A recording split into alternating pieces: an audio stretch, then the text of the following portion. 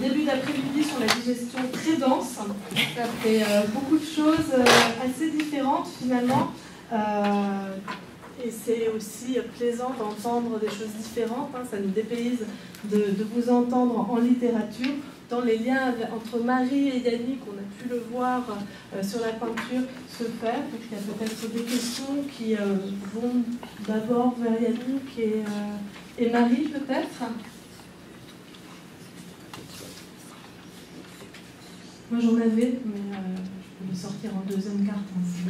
Si des choses. Moi je me demandais, Céline, par rapport à la pratique de cuir à laine, si on pouvait l'articuler à des lumières rasantes utilisées notamment pour la restauration, il y a peut-être un lien avec les services conservation-restauration du musée du Louvre, parce que cette lumière finalement latérale, c'est une proximité qui révèle la structure, l'aspect, la peau de l'œuvre.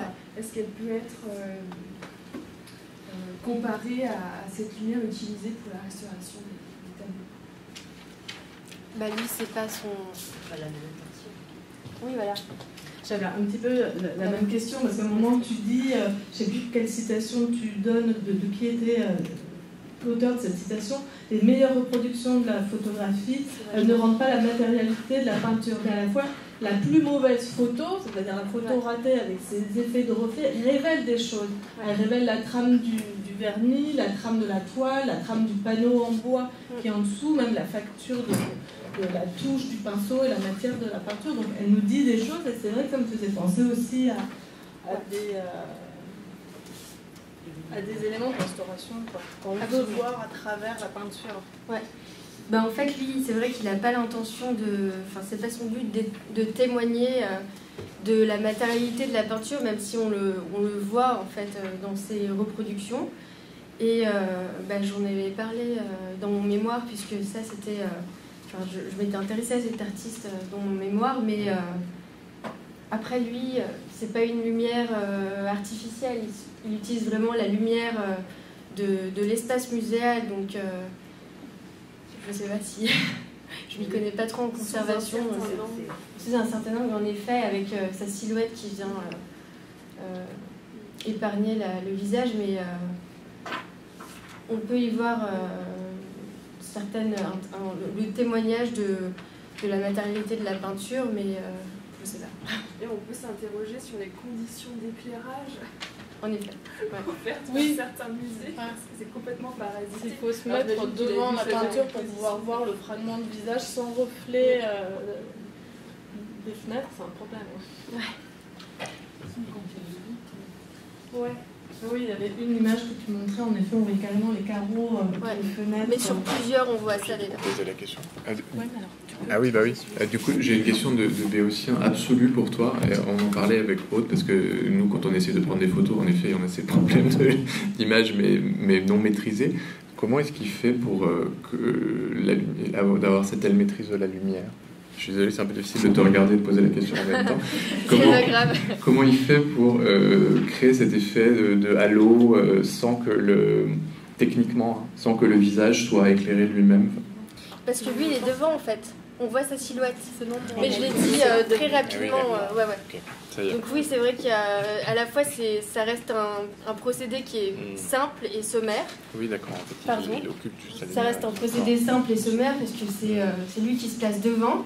Il joue avec sa propre silhouette, mais qu'on voit, mais qui reste quand même pas très nette, et qu'on voit parfois dans certains tableaux, mais c'est ça qui fait aussi la richesse de sa pratique, à mon avis. Voilà. Parce que ça se confond vraiment avec une pratique amateur, tout en restant assez maîtrisé.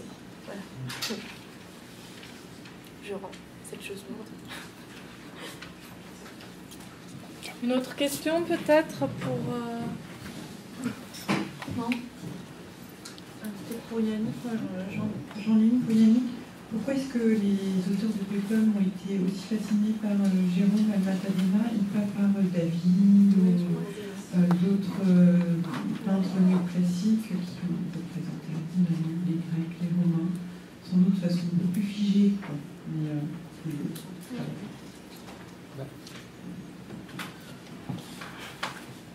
comme j'ai un peu abordé la question, mais c'est vrai que les premiers, c'est assez étonnant parce que les premiers cinéastes spontanément sont allés vers ce genre du péplum, le genre du péplum, qui n'était pas appelé comme ça à l'époque, mais en fait est né avec le cinéma. Et il se trouve que c'était la génération où ces peintres-là étaient encore vivants. Donc il y avait, comme je l'ai abordé en fin d'exposé, une sorte de communauté d'inspiration. Donc les premiers cinéastes se sont tournés vers l'imagerie qui était en vogue à leur époque et qui rejoignait aussi leur propre manière de penser les images à cette époque. Et là aussi, j'ai un peu abordé la question dans l'exposé. Par la suite, les cinéastes ont repioché dans cette imagerie déjà importée d'une autre imagerie. Donc en fait, le genre perpétue sa propre imagerie de décennie en décennie, de film en film, de série en série. Et c'est pour ça, c'est une des raisons qui fait qu'on retrouve encore aujourd'hui la présence de peintres de plus de 100 ans maintenant, pour certains, dans les péplums les plus actuels.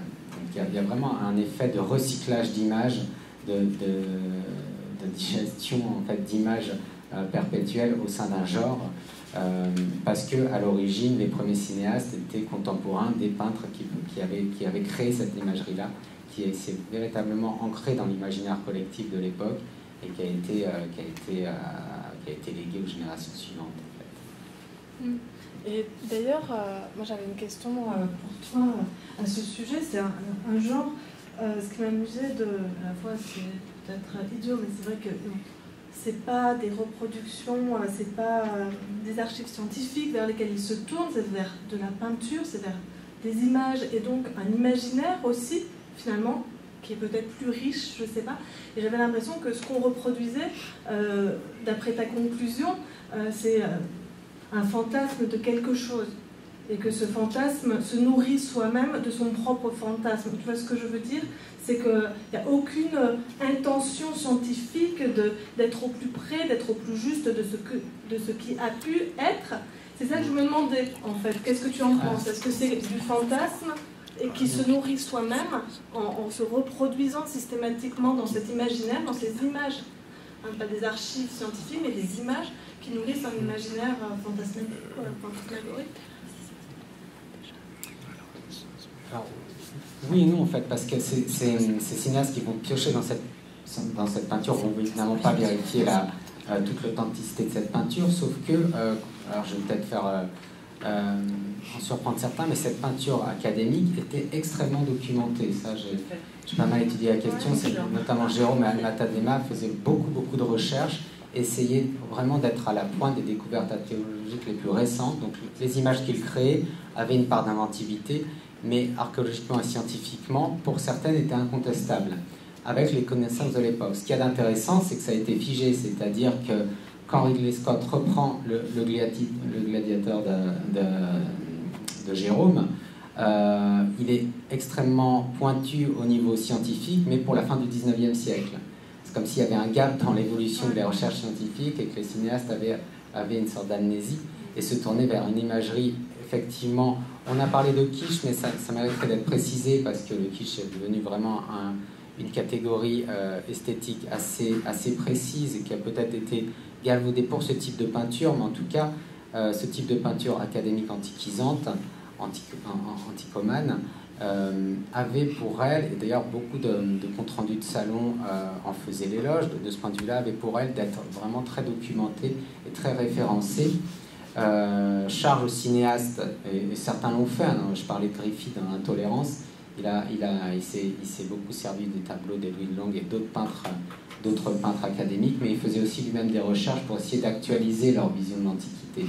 Donc c'est pour ça que ma réponse est oui et non, c'est-à-dire qu'en se tournant vers cette peinture académique, il y avait un vrai pour ces cinéastes, hein, il y avait un vrai enjeu scientifique, sauf que effectivement, il y a une part de fantasmagorie, puisque depuis les recherches ont évolué, et il y a certaines choses, on sait qu'il y a certains anachronismes, maintenant on le sait parce que les recherches ont évolué, on sait aussi qu'il y a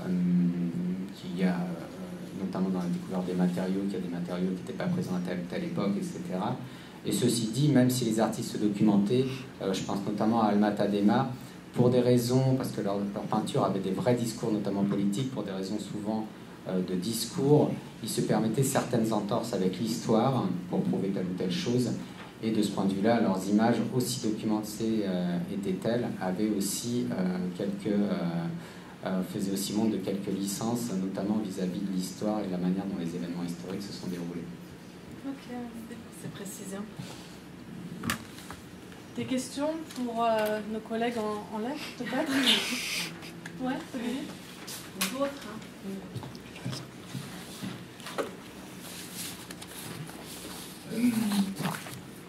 Moi, j'ai trouvé un rapprochement entre l'intervention de Marie et puis la vôtre.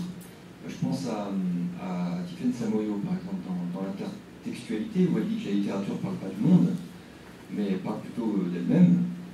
Est-ce que Houellebecq, de la même manière qu'il prend sur lui toute la misère humaine, prend dans son rôle d'écrivain aussi tout le travail de tous les écrivains qui l'ont précédé pour nous faire changer un petit peu notre point de vue, de la même manière que Puranen nous oblige à regarder un tableau, il provoque notre regard en déplaçant la visibilité qu'on pourra avoir sur un tableau.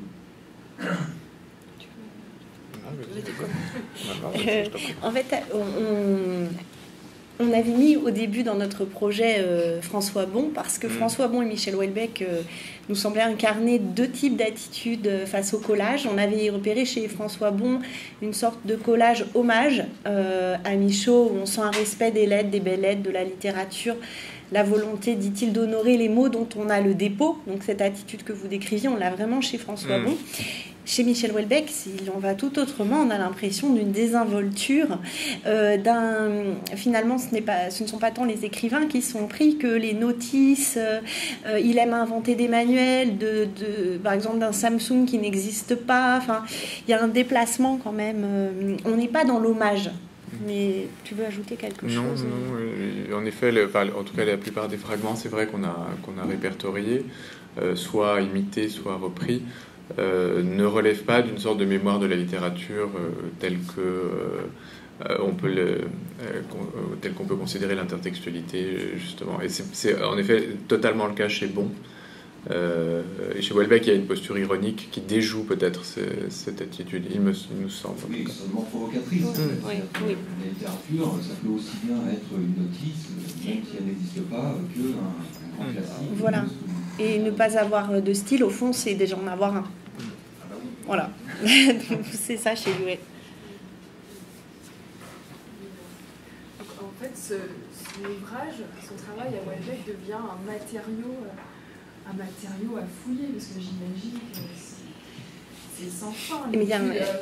Sachant qu'il se joue de l'intertextualité, l'hypertextualité, c'est bien un terrain de jeu. Oui, et que tout fait fragment emprunté alors que c'est faux. On a vérifié des pages et des pages qui ne s'originent de nulle part, mais qui sont bien de son fait. Des sites qui ont disparu parce que le site du gouvernement a disparu depuis l'utilisation par Houellebecq. Donc en fait, il faudrait faire des recherches au moment de la parution pour vérifier avant que la page ne disparaisse. Donc c'est vrai que c'est immense à fouiller. Et puis vraiment, il nous déboussole avec ces fragments effets collage qui n'en sont pas. C'est là que le titre prend tout son sens aussi. Oui, c'est ça. Le titre est très intéressant lui-même. Vous savez qu'il a été accusé lui-même de plagiat. Le titre, un certain Michel Lévy s'est manifesté en disant que c'était son titre déposé en 2010. C'est aussi un titre, c'était La carte n'est pas le territoire dans les années 1930. Et c'est intéressant parce que dans La carte n'est pas le territoire, c'est une théorie qui existait avant. Mais lors de l'établissement des premières cartes, on avait l'impression que quand on traçait une carte, en quelque sorte, le territoire nous appartenait, comme une sorte de tracé magique. Voilà. Or, justement, c'est la question des frontières de l'auteur, de la possession, de la légalité qui est au centre déjà du titre. Oui. Moi, c'était juste pour ajouter, je ne sais pas si vous avez entendu parler de Stéphanie Villepiou. J'ai envoyé le lien directement à Frédéric. C'est en fait une designer graphique qui a repris entièrement le livre de Michel Houellebecq, La carte du territoire, qu'elle a mis dans un logiciel pour trouver tout le texte dans des livres sur Google Books. Donc il y a entièrement le texte de Michel Houellebecq mais par fragment.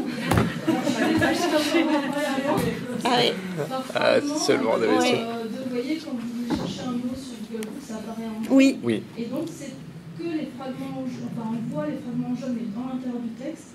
Et on peut lire comme ça, mais alors le texte est complètement explosé, c'est encore... Oui. Voilà.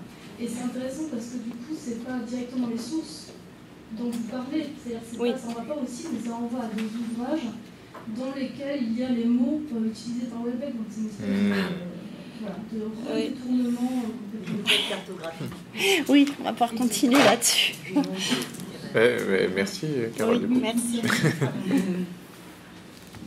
Moi aussi, je voulais juste rajouter, je trouve vraiment intéressant que la posture de... En fait, il y a quand même beaucoup d'auteurs comme Zola, Balzac qui ont copié des notices documentaires en intégralité, quoi, pour rédiger leur propre texte, mais c'était au service d'une forme d'effet de réel, d'ancrage réaliste.